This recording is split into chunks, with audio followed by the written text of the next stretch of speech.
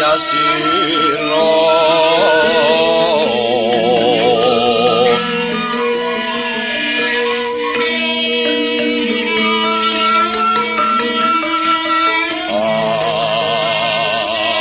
alon angandika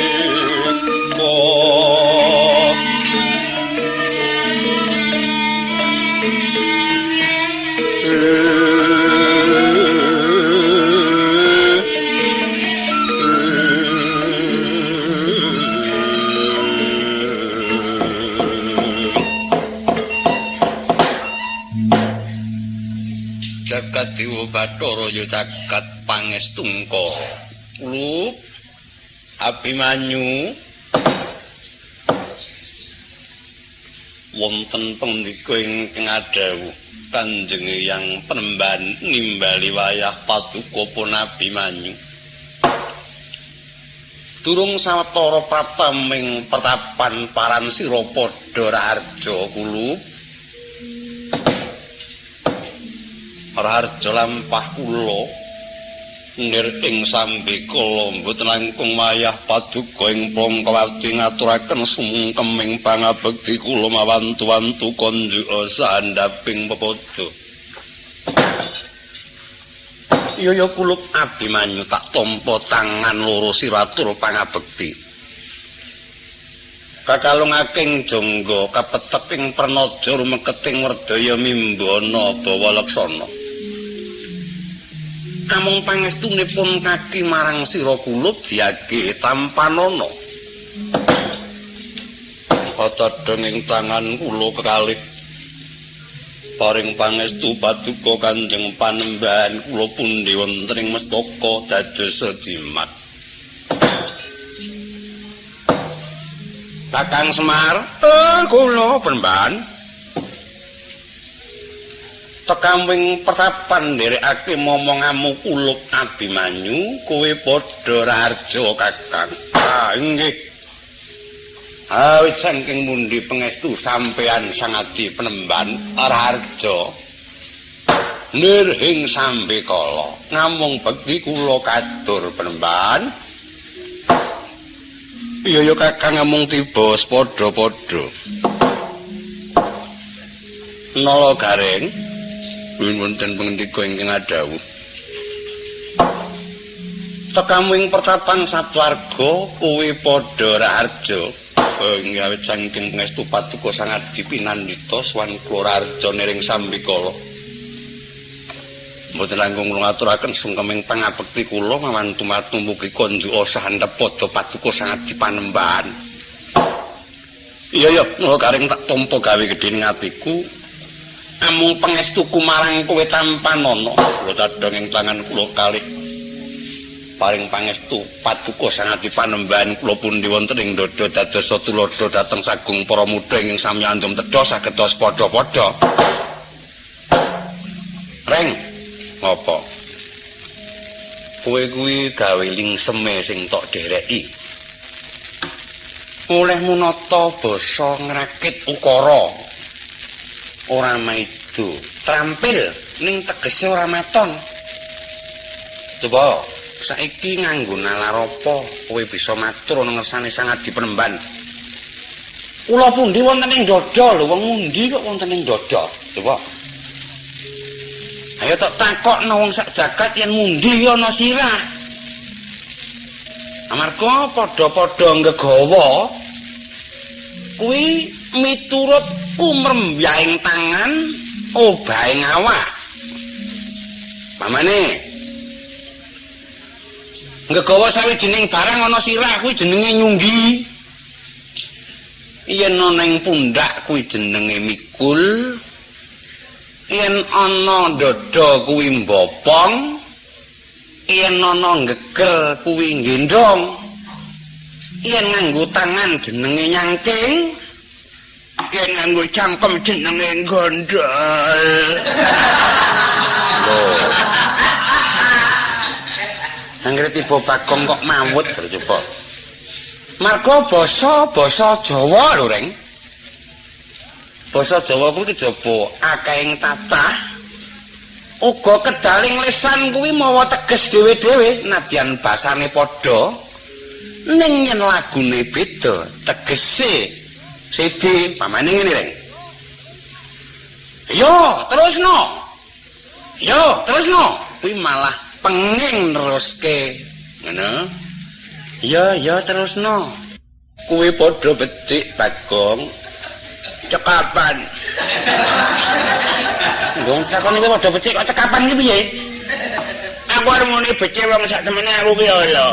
Mong arep ngaku ora aku iki isin mula cekapan. Sing dikarepe kowe padha becik kuwi tekamu padha slamet ngono. Oh ngono. Nggih wilujeng ora ana swiji apa ora liwat tengah tuku tampan ono.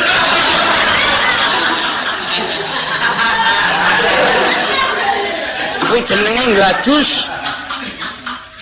Ora ngono ketemu pirang perkara nek kowe mengestoni sangat dipenemban, coba. Derajatmu ki apa, pangkatmu ki apa? Wis ta. Aku takon, apa uniku ki mleset saka Undhanegara apa piye? Yen tumrap saka penemuku sing menehi pangestu ki sing luwih tuwa, sing nampa pangestu kuwi sing luwih enom. Mongko yen kowe gelem krasa aku ki karo dheke tuwa ndi? Dheke? Biyo. Karo panjenengane sing tak mungi wiwit Begawan Manu Manasa. Ora wis tak mong. Begawan Sekutrem, Begawan Sakli, Begawan Parasara. Ora. Begawan Abiyasa, Prabu Pandhu, Ndara Janaka, Ndara Abimanyu. Sing urung tak mong rak mung jahe langkung tok, Kang. Bener karepmu ora karepmu. Kliru dibenerke kok ngeyel. Ulup Abimanyu mulai wonten pangandika ingkang iki dudu Abimanyu kuwi babi lemu. Wah, nitene bola-bali aku.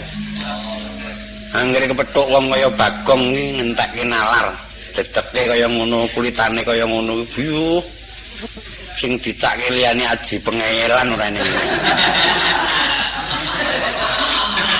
Mantap.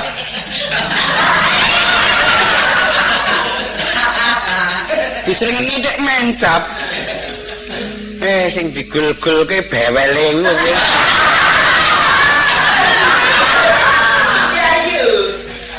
Ana wong bewel dek mantap. Nyatane kowe nek ora petuk aku ya gulung komeng kok. Ora mek itu. Wong iki anggere pupuran malah kaya madu mangsa iki maksudnya apa? Ora. Wong kulit kaya klungsu kok pupurane kandel. Pupurane kandel kulit kaya klungsu kebledukan. Tak gagas bareng mudhun sing tumpakan iki madu mangsa nek ana sing brenggala. Songo selak luwe tak takut aduh sambat rene.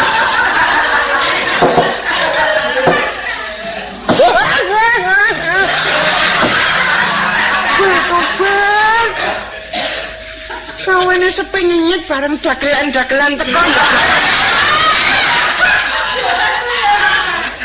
Weh, dagelan. Trik, non. Ora ngono mbok ayo gambar bebarengan karo aku. Sajakmu nek ndagel-ndagelke ora. Mulane iki gumun. Gumun piye? Sing ketemben sinawung ngoten nak nggih. Teng cuwat kaya ngoten iki nek bangsane oceh-ocehan. Mamane aku tak upamake apa? Sampeyan niku bangsaning betet.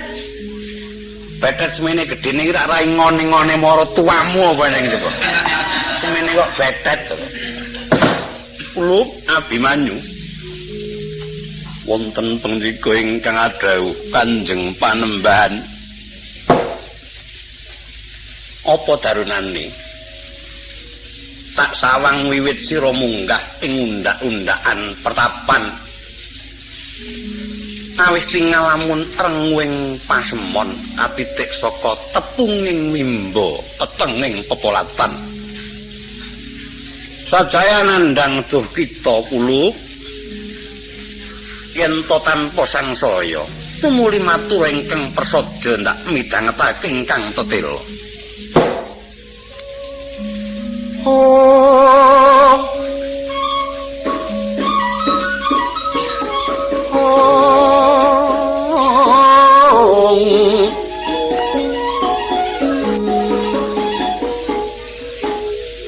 Ram suram sangiwang araka kingken lur manguswa kang layon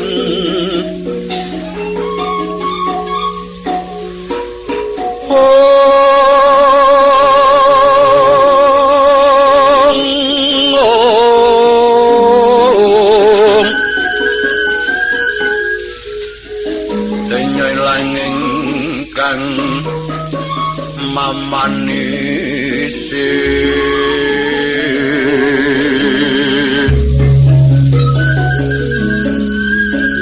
watanan nira layung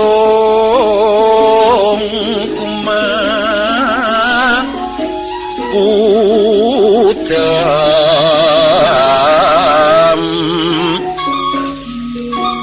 ranyo maratani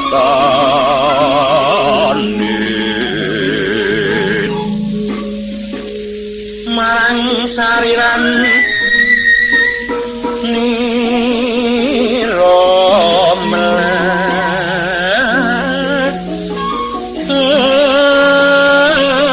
dening marus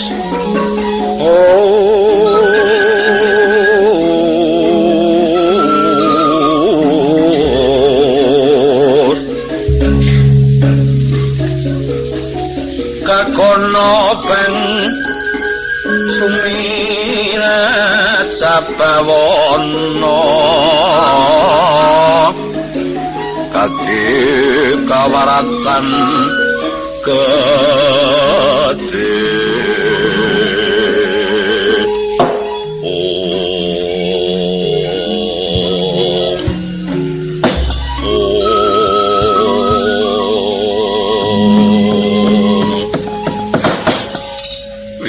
apa sababe kulup tak dangu mawantu-wantu durung kongsi atur wangsulan temah angruntuhake waspa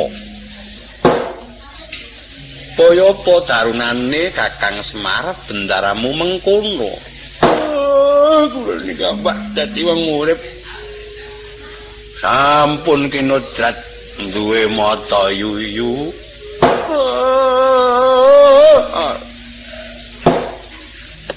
ana wong nangis melu nangis ana wong guyu melu guyu enten wong mangan kudu njaluk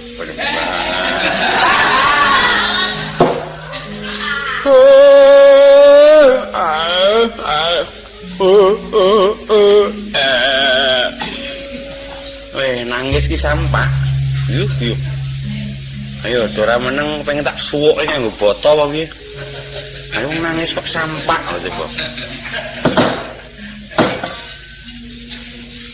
Kulilana mundhu atur ing ngarsa paduka Kanjeng Panembahan. Iya ya kulup mara kaki. Aja kulina ngruntuhake waspa kawrana kulup satriya kang demen ngruntuhake waspa sanggon-nggon. Tumetes sing ngeluh marang sarira iku mbedhelake kulit. Ngetasake balung kang sarta ngilangake kayiwanan. Dukong kowe krungu. Abak nangis kok beda. Bedane piye? Apa ya tau nangis? Aku ki ya nangis. Ngirapi manyu ki nangis ora kewetu rek. Luwe dheweran aku nangis 3 dina 3 bengi kok ora metu luwe. Sebabe mbah nganti tak peres ki. Apa ning lu diperes? Mau sangat diperemban bareng dawuh satriya kuwi yen kulina ngruntuhake waspa sak nggon-nggon tumibeng awak marakake kulite medel balunge getas kayuanane ilang aku kuwi bar kedadian Kang ya temetes awak apa tibeng sarung bedel sarungmu orang bedel 3 dina tak gadekke iki lho ki apa lho kuwi banyu aki biyo cek lho kok banyu aki bocah iki coba kumesaring manah bebasan suduk gunting tatu kalih ingkang sepisan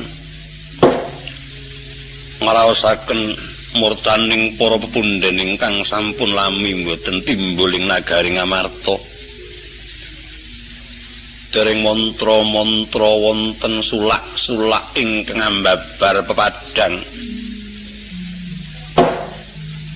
temah wonten lampan malih duk maleming hari Sukra Mantawarna bebasan kula kados nendra saliyepan salebeting tilem kula supena bilih wayah paduka ing pringgondani Kakang Prabu Anem Gatotkaca nitih kuda nyungklang temah bandang wekasan wayah paduka Kakang Prabu Anem ing pringgondani dawah saking gigiring kuda katemplunging talaga kula gayuh tuna kula tandak lepat mekasan sirna saking pandulu geragapan kula tangi saking anggen kula tilem ingga sepriki melang-melanging manah kula bebasan kados tilar jabang bayi tepining balumbang sesaing raos ingkang dereng mantra-mantra wonten sulaking pepadang satunggaling lampah namung swaning ngarsa paduka Kanjeng Panembahan polampita mekaten wau badhe mbabar menapa tumunten paringa dawuh Risang Mayogi sawusnya semedi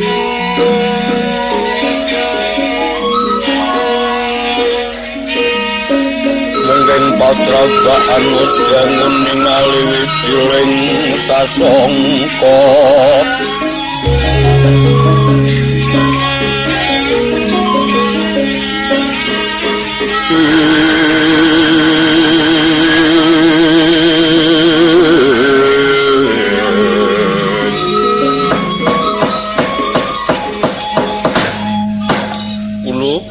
Abimanyu aturmu Purwa Madya Wasana samendang wis mboya karempit pun kaki anggone nampa wis kadada jroning penggalih ngawrana kulup kejaba pasupenan tuhu dadi sesekar jroning nendra satemene wanci ning supena mau pinirang dadi 3 perkara yaiku Titiyani Gandayani Puspa Tajem Titiyani supena ing wanci sore Gandayani impen tengah wengi Puspa Tajem impen gagat raina dene munggo werdine pinirang dadi 4 perkara yaiku pisan ingkang ingaran Kacakra Bawa loro Kasudarsana 3 Kadara Dasih kaping 4 Kawasita dene mungguh Kacakra Bawa iku pasupenan kang tuwuh saka pengangen-angen kang durung kelakon mekasan ambabar impen yaiku ingkang ngaran Kacakra Bawa dene Kasudarsana mono saka tembung Sudarsana ingkang tegese tuladan dadi Sudarsana iku tegese tulodo yen ngimpi bedhik iya bakal mbabar becik yen ngimpi ala bakal temahan ala. Dene Kadara tasih kuwi ing bengi ngimpi wungu sangka nendra kedadian kuwi impen Kadara tasih. Dene kaping 4 ingkang sinebut Kawasita iku sita warsitaning jiwa. Wangsit kang dumeling karna katampa jroning nendra yaiku ingkang winastan Kawarsita. Aduh, Bang, aku nek mau kabegjan, Bang. Wah, ngeget-geti ora. Iya. Samber tumpeng tenan ora. Arek bocah rek ngodak-ngadeg. Guneman mak celekit. Nemu kabegjan apa? Aku ki yang mimpi iki. Lho. Lah, impenmu ketang perkara iki sing ndi? Aku ora ngimpi kacakra sikam kacakra. Cakra bawa. Lah ya ora. Nggih. Impen Mas Darsono ya ora. Sudarsono. Ning impenku Kadara Jasih. Ngimpi apa? Lho. Ngimpi ketiban rembulan. Aduh, dikudi. Weh, lah kamulyan sing tok sanggang. Oleh aku ngemum kamuktenmu. Yen pancen kepara nyata kowe entuk kabegjaning Gusti mung entuk nugraha gedhe, ora perlu aku njaluk apa-apa. Tukokno penganggon sak pengadeg ya, Dole. Tenan, duh Kong, adikku mulo tak sawang pirang-pirang dina iki cayamu mancur-mancur. Dadi kowe ngimpi becik aku tukokno warung, gage tukokno warung tak nggone bakulan. Diceneng-ceneng alot engko tak pangane sauripe karo Mbak Yu Dole dikumulo kek bagusmu piye mencep yang dilemi jabang bayi. Wah, bewele iki yo. Dole kudu kok omah Dole. Kok nek derame tak kei kabeh lho. Nek jenenge ning wong entuk rejeki le do grap-grapan iki. Merapa ini wong lara. Para kencang iki ngabarke ora. Nek entuk rejeki iki kula Kang Putra, Pak. Wong liya kowe iki adikku, tenan sedulur padha lanange. Kowe iki adikku liya bapak siji mbok. Lah sedulur apa lho coba? Ngimpi apa? Tiban rembulan. Kadara Jasih wis kok. Lah iki saya nek wis dirubung semut iki. Lah temen rubung semut iki kan. Lah aku ngimpi nang Serpaga. Lah kok lek aku turu mengkurep ketiban intip. Pelap. Dirubung semut tangi turu aku girap-girapnya semute paen apa piye ora sudi semut kok dicek ning wong lho coba kulo ndak batutake nggonku pengendika marang sira rong perkara kaya kang tak aturake mau sak temene dening Jawata lagi dienggo lelakon ribet kang sinandang dening para wong atuwamu drasan kadangmu dudu sawijining pepalang nanging ing atase dumadi iku sawijining pandadaran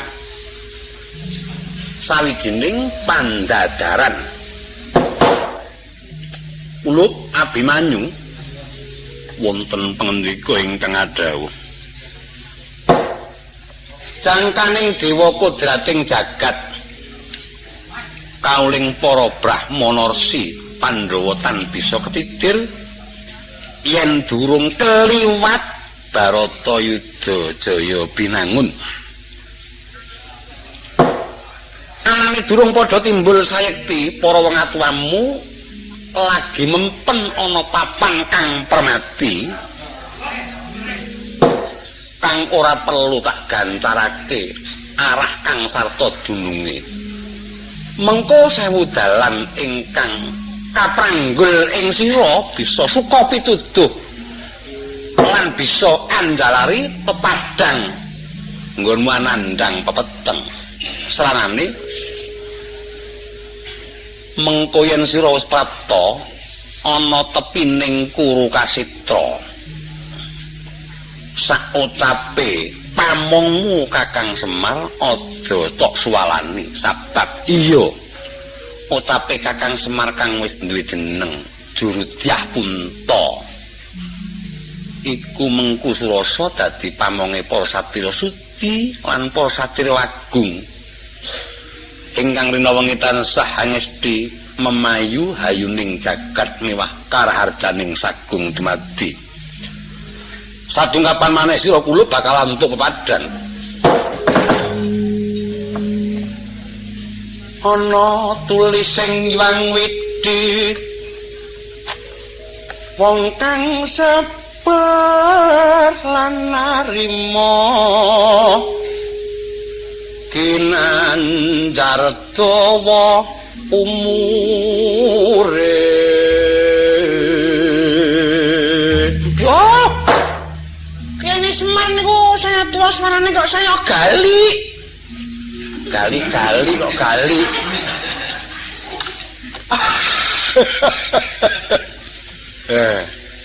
Wong gali kok gali tok ora.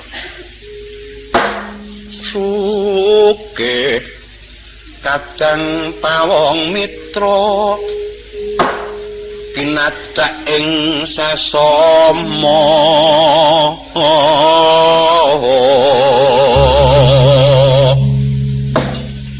Mengkorak Semar Rembang kaya ngono kidakku mengkorak ya kene ta tilas borok iki apane wong kita kok borokan kita dirampok yen nuju lara wong iku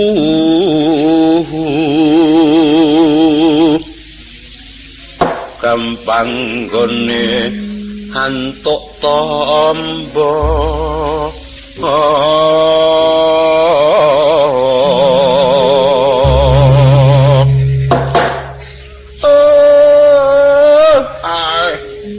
Penban sampun rampung anggen kula nderekaken ingkang wayah Ndara Abimanyu pilaning mangke kula nyuwun pamit Penban. Iya Kakang nyangoni slamet. Krama gedang sungut lembu Penemban. Lho ngerti ngono. Ya gede. Pendhita jak wangsalan sing enteng-enteng. Bangsa Weda minulya, Weda Suci, Weda Kavyaka, aku ngerti kabeh. Tok ireng. Winaywa. Lah kok gedang karo sungut ya coba. Kuwi tegese piye? Krama gedang niku pisang. Sungut lembu niku sungu kula nyuwun sangu Penemban. Diguyu sing di omah ora kowe. Aku ngerti kok ngene wong teko jelok mendak-mendak ngelembono sing di omah iki nah nggih pamrih. Wah, pun cekae yang nak sampean pun.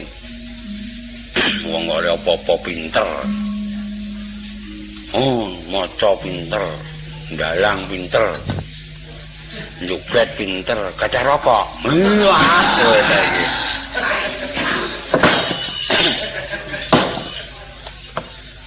Iki ana reya 400. Dumen wong papat sing rata. Enggak. Mboten langkung ngaturaken gening penuwun.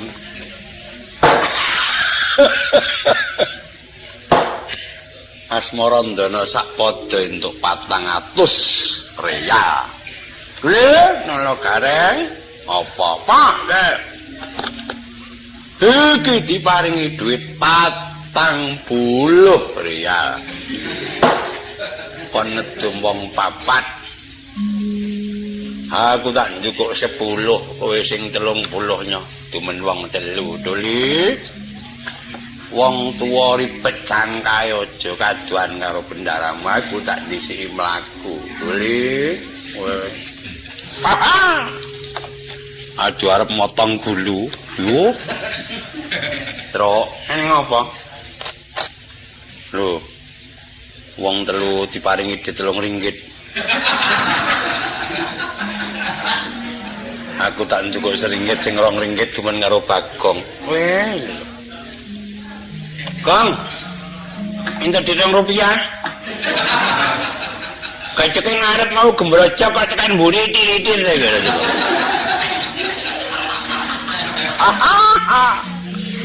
Wis menengo tak suwunke dhewe.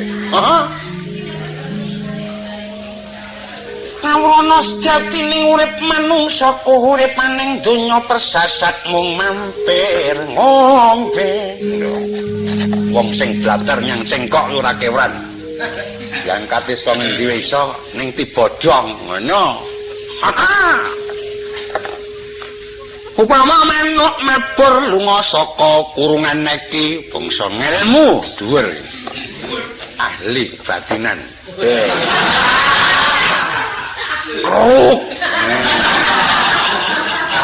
Wis nang, kowe ngudi kaya ngono kuwi sak mestine umurmu kuwi sak mestine, Reng. Ha iya. Apa-apa tak batin aku. Pengen apa tak batin.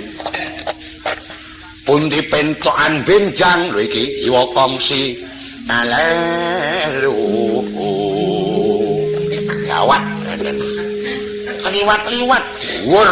Mingklik-mingklik. Jero, teblas, jembar, tanpa tepi. Iya. Upawa wong lunga sanja jan sinanjan. Wah, cengkae kaya gombal ama. Mempel caklike. Yuh. Catanmu rompekal mulih. Aku bali jotho ngene kok ngangkat iki.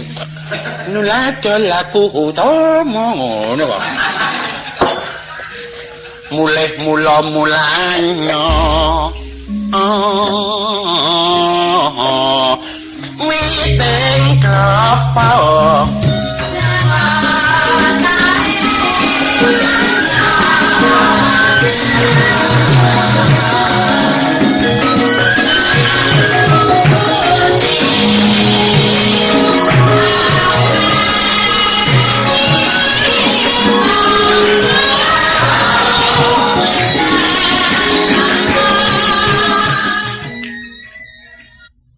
Wuta sastra maju nandur pari mundur lho ora tata kowe mbepayane kowe lha witane nandur pari maju niku napa tanjure dicak-cak dhewe ngoten lho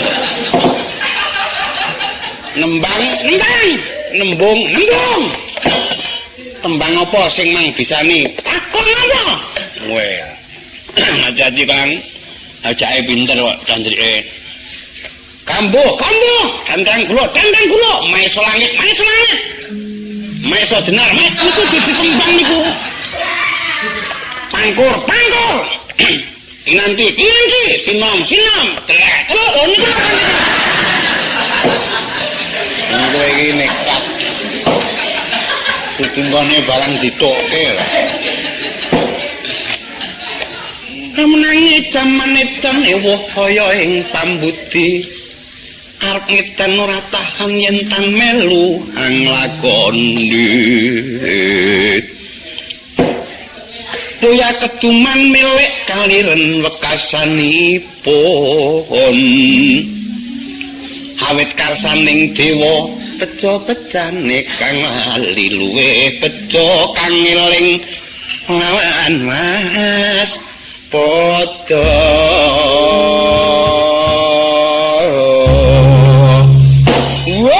lah niku ganyangan kula pendaesa.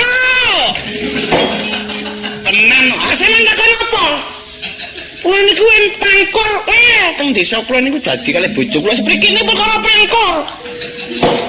Pangkor apa? Pileren. Palaran kok pileren.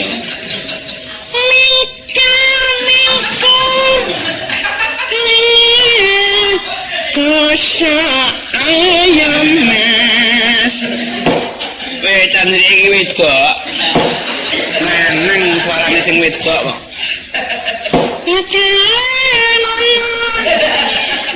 nang mati siwi yandra merga suku turah kuwi jenenge. Sinawang resmining kita tekan dipaksa lho coba. Sinapa sinawang kereta singkir. Karto singkir. Mereka tahu pakartine ilmu luhung pak menyepenggolan tilik an ayo wes aku ora metu yen bab tembang kowe mumpuni ning kowe ya tak pameri lho kowe tak sangake tembange sawijining wong bebrayan ning sing lanang kesat ora seneng nyambut gawe mula tansah diundhamana dening sing wadon rungokno.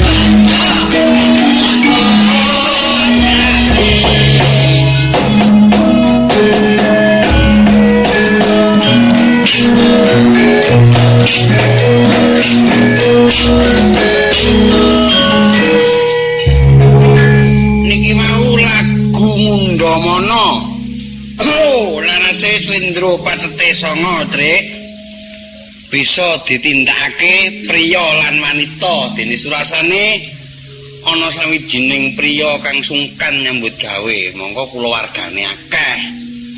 Nah bojone mboten trima mula tansah ngundhamana nyang sing kakung surasane ngeten sakniki kakunge kula tindakake sing bagian priya kula nyuwun ingkang putri monggo klungsui kenging.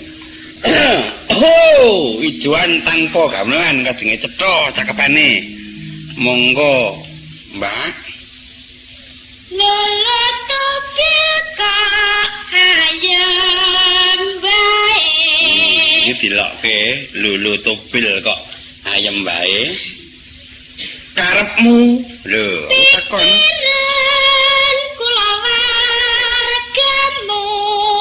Kon ngopo?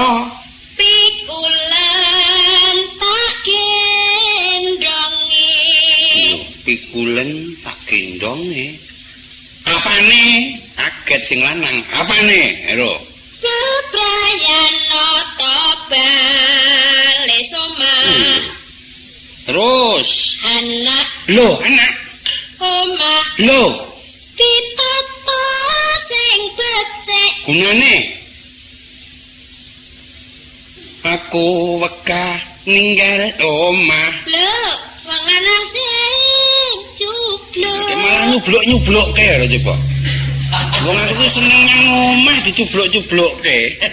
Niki cakepan sing angka 1, sing angka 2, saya nesu sing wedok. Oke. Mas mestine angulir buti Mangsono, Gong. Carane buti dolan makarya yen ora aku tak nyambut gawe pancane pasrah jiwa nyang wong liyane aku kelengen yen pasrah jiwa wong liyane.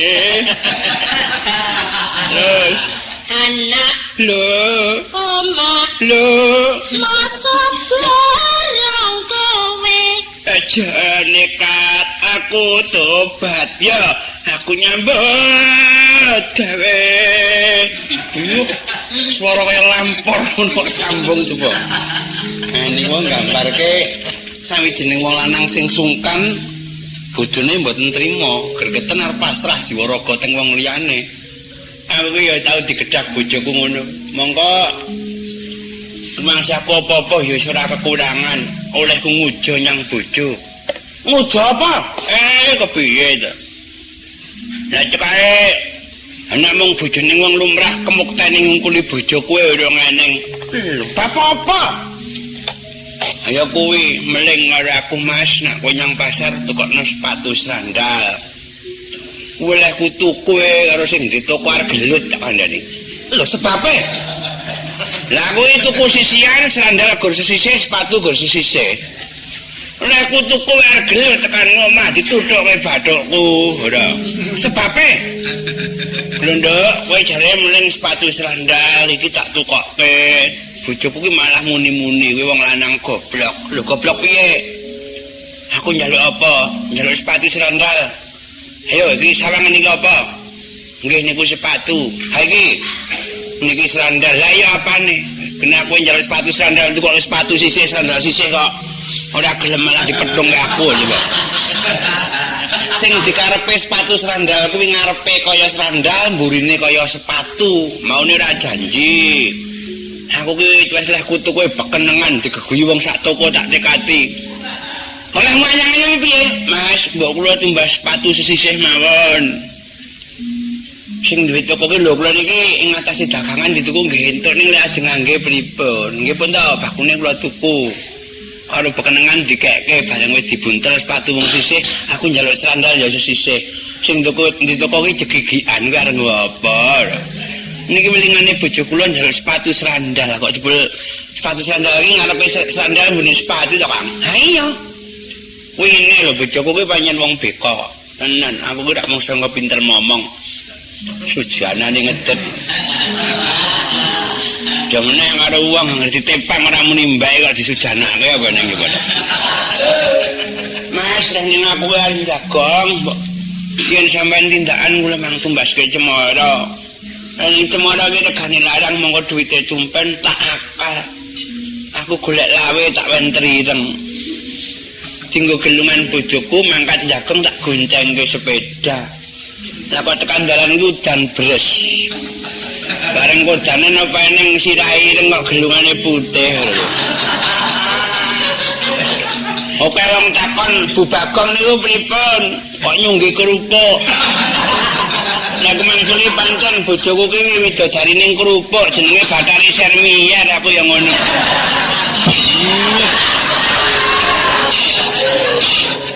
Wong kok iso gaute apa ning ngono. Trik, mon.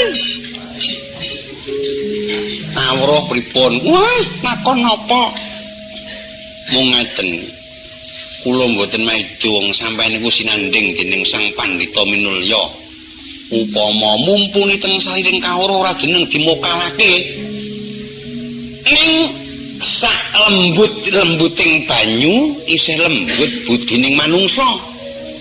sak jero-jeroning segara kena dinajakan ing jeroning rasa mboten saged dijajaki. Yo. Sampeyan ngerti mboten tegese? Kalimah loro siji sejatine loro kono kene kahanane ra beda. Lho niki sangune besok samangsa samantin nekake janji. Yen nganti sampean ora duwe sangu kaya ngeten iki, mati gletak godo cemplungke kawah candra di muka dadi intiping neraka jahanan sampean. Aku nginjen tak kumi duduh jangan. Coba. Itu mati aku kan ora nyono yang sampeyan iki waduh kaya trengkang. Sing masih waktu teturang batang-batang ketemu nang janji kakang.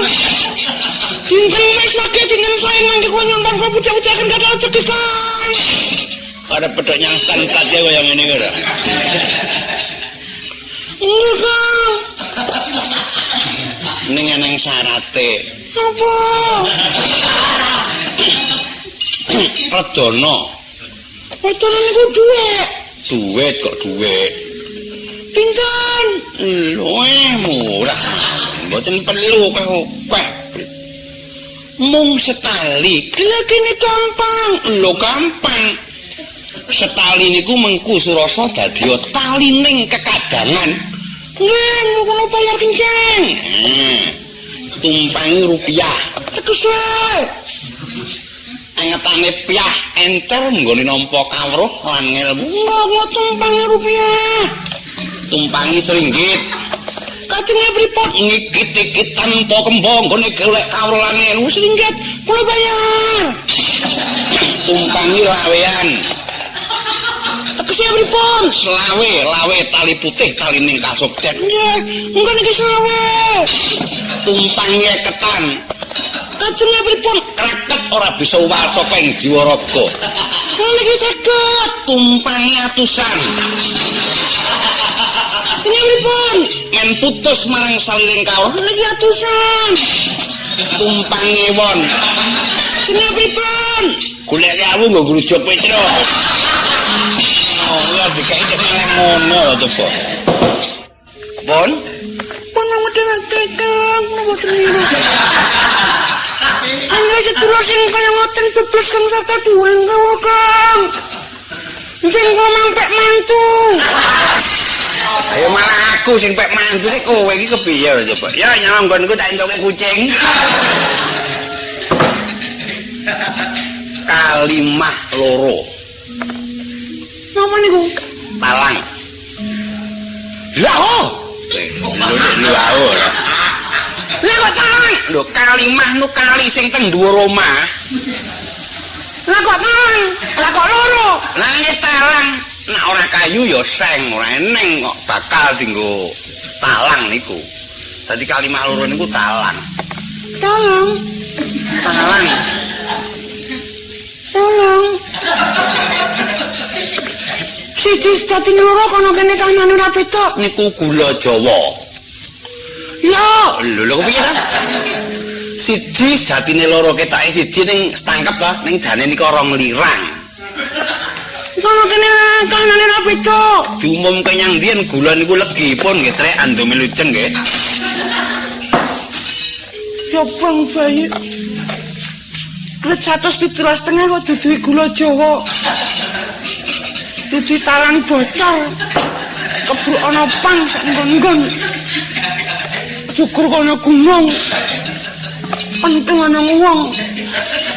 Entuk bojo sing ayu aduh kleru aku mati. Petro, Bagong. Aku saurunge maju rono lantaran pribil. Lho.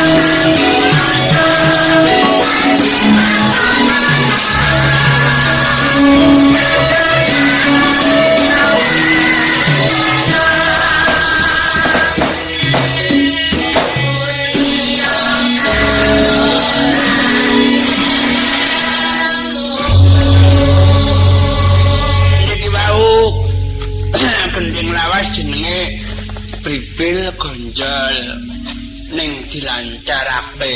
Malah ngapusi kaya Petruk. Kowe iki aja nyaimah yang wong. Petruk, Bagong, padha-padha anak Semar ning beda jiwane.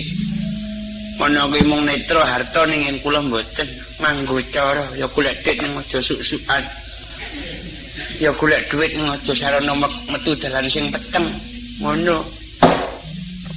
Perkara cangkrimane Petruk mau sak temene cangkriman sing sepele. Lah entuk ditukeh. Nah aku karo kowe wong ki arep entuk kudu wani nguwang. Nah aku ngono kok. Lah niku jiwa satria. Lah iya, cetok kebyawuya kok mesti kok. Beda-beda kok. Nah kalau cangkriman ya saiki Rp5 edeng ngono. Sing menang ukup. Lah kok nggih kok. Niki Rp5. Lah iki Rp5 lah kuwi jenenge utama. Ora ngapusi, ngono. Sing nyangkrimi aku kok kowe. Lah nggih Trisira. Trisira ya apa? Sumangga Terserah kok Trisira ora coba. Cangkriman Rp5 edeng. nggih Rp5 edeng. Lah duwe kakang, duwe adi ning ora ndek bapak, ora ndek mbok apa? Ayo, Mboten enten. ning wae. Napa saged sih? Bisa wae. Napa? Watu. Ora. Watu wae. Duwe kakang, duwe adi ning ora ndek pak, ora ndek mbok. Nek ada ngandel nyanggono tukang batu takono yen penuju atak-atak karo kancane rak Mas. Aku jukukno batu, watu. Sak adine iki sithik apa sak kakangne iki sithik ngono. Ora eneng kok pengonan njaluk watu kok le jukukno watu sak mbokne iki ora eneng. Rp5 cukup ya le. Nah. Woi. Apa iki? Woi. Ana apa ta, Det? 10. Loh, Sing nyangkrimi sampean terus. kena.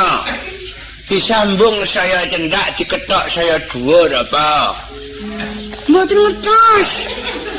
Disambung saya cendak ki sarung. Sarung iki dhek urung disambung rak dawa ta bareng disambung ya dadi cendak. Lho. Diketok saya dhuwur ki celana. Gerung diketok tekan tungkak bareng diketok tekan dhuwur dengkul kukup. 15 edeng. 15 edeng. Sing nyangkrimi sapa? Sampean terus. Lah ngono. Ngongongengenge ngongo.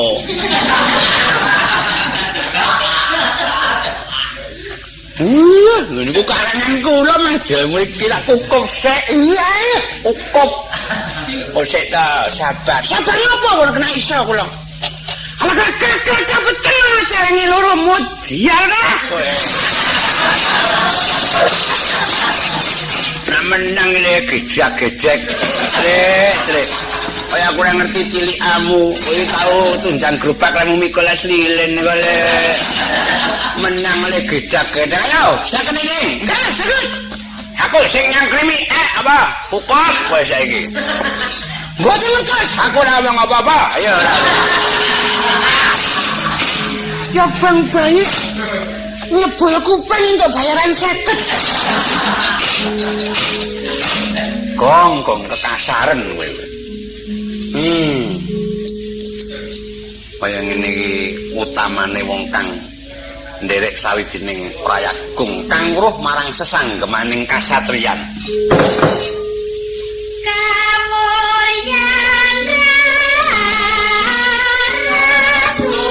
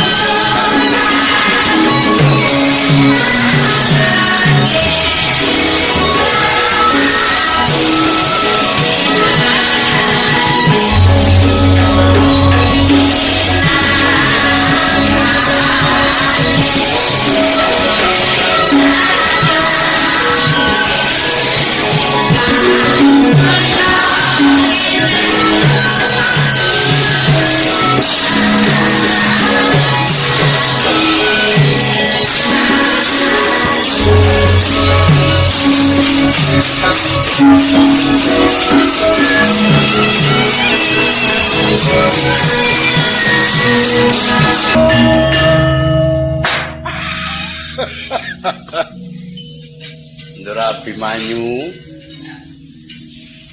apa wae nuwun sewu wiwit niki sampeyan kula pek anak pun gelem ding papiran monggo jemune anak pek-pekan aku anak resmi papiran aku piye ngono karo rama iki tak mangkel wae dhewe warep nyanggon kuwi ngengen greh barang glajis cukup wae wis kowe gombalama aja do sambung mengku surasa piye pun niki enten perlune kula nyuwun supaya sampeyan kalih kula sakniki basa kula sing mboten basa sampeyan mang nyembah kula pun lakon iki mawon mengke liyane mboten iya inggih Kyai pangabekti kula katur aku disembah malah lara-lara Satrio bagus wong liyan kebrayan karo Semar malah ngajeni anakmu dhewe ngiles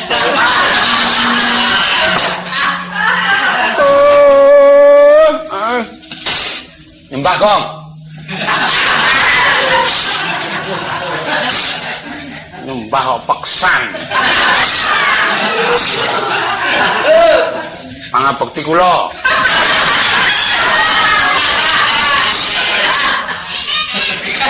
apa ya ana wong nyembah kok tangan siji pangap lha piye wong arep nyembah dengkule ning teleke iki kepiye aduh ambune kenapa yang ngono kok ya tak ambu ora gareng ana ngendi Culik neng nyembah mbah sapa Rama iki Rama pangabekti kula Rama kula ngertos bilih panjenenganipun Rama kesurupan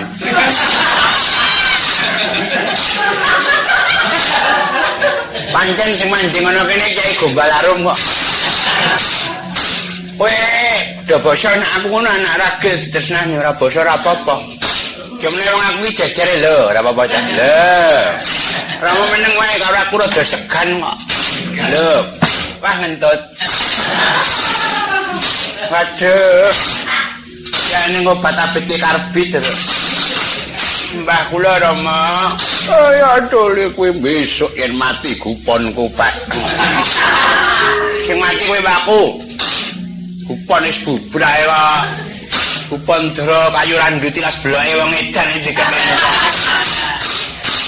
Kae sapa dole?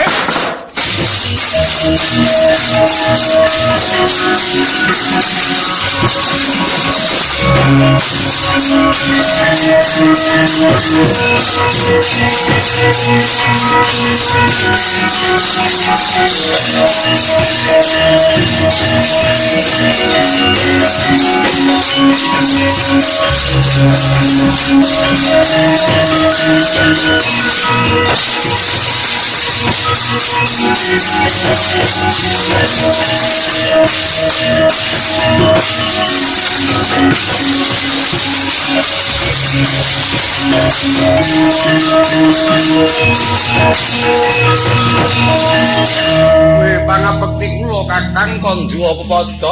Ya Noman. Pangabekti kula Kyai. Ya Katut Kaca tak tampa. Anoman aku iso mabur iso mudhun iki piye iki? Barane layangan kok tak sambut. Weh, menika sampun pinanggih kok sinuwun. Ayo aku iso mabur mangkate iso ning muli lali aku. Weh, apa ya urip ana dhuwur terus salah iki coba. Menika ngaten sinuwun menawi pancen paduka andharatur kula. Rening menika wonten Jawa Tangih Dewantah ingkang sinuwun kaparenga nyebut dhateng asmaning Sang Jiwa Minulya ingkang ndawek sami dipun sungkemi. Weh, lha cilokan. Antrah-antrah mabur barang. Manek dhuwur sithik singunen kok mabur. Waduh, merah ilok-ilok. Aku ki mabur ora kok dhuwur-dhuwur. Lho, wis semene. Mabur cendhek-cendhek.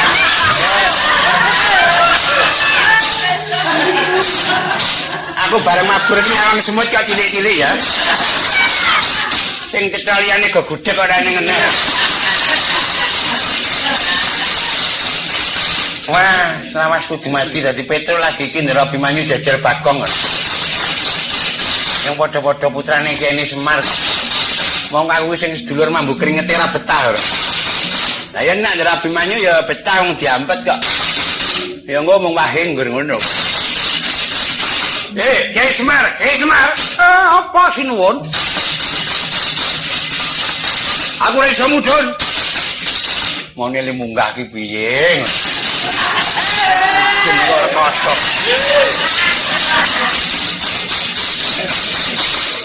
Ngungkulana kuncungku engko gegeblak kowe iso mudhun.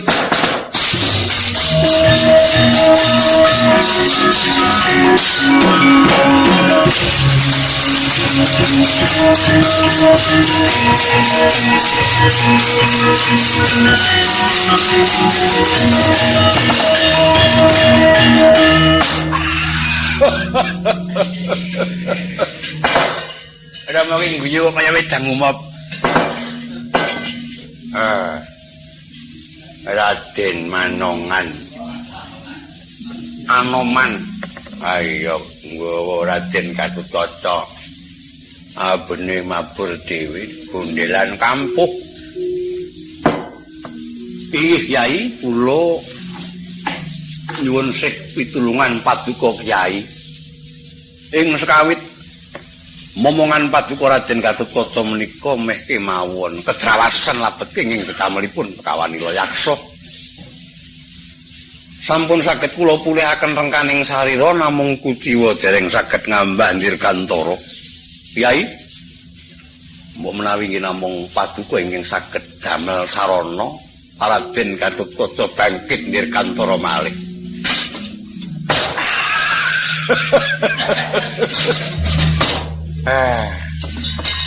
Kala mangsane wong elek iki kanggo gawe. Ya kuwi pancen kabeh mengko aku sing nanggung. Semar ki nambani sapa-sapa kok iso mari kok putune mencicil ping 7 kok diteke wae. Bareng nambani njaluk ndok tak kei ndok wukan ra gelem. Ah, bocah kok jotrikis. Oh, Bagong iki bewel iki.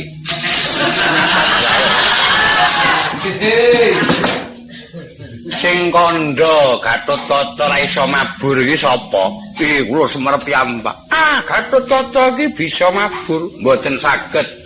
Bisa mabur.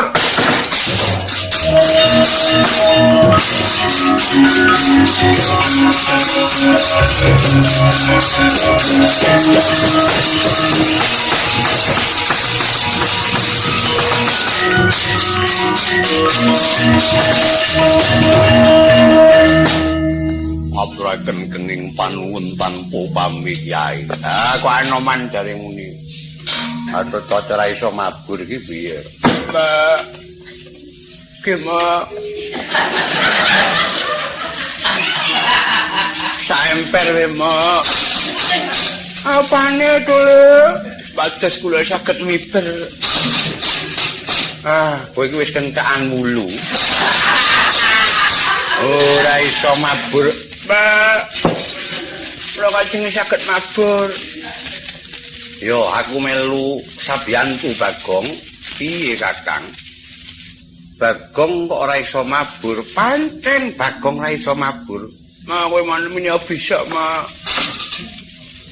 Pancen Bagong ora iso mabur. Muni bisa, Mak.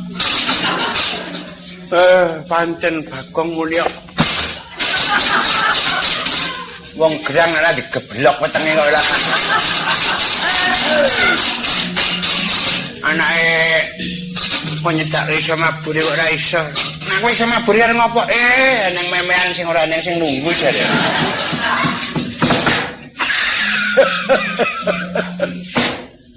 Ya, kabeh mau aku wis ngerti lelakon-lelakon kang ana negara Ngastina.